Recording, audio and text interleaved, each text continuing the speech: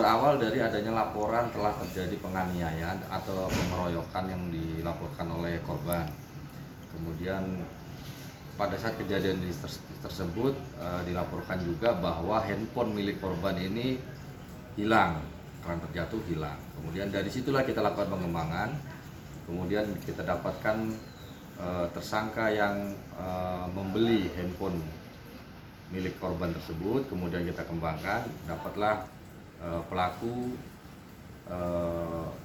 yang kita amankan, dan ternyata pelaku ini masih berusia di bawah umur.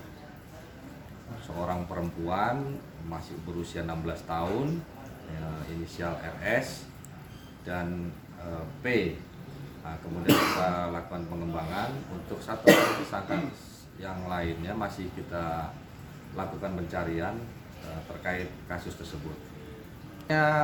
Itu kita terima laporan adanya perkelahian atau penganiayaan, kemudian disitulah handphone itu jatuh, sehingga di saat itu diambil oleh pelaku.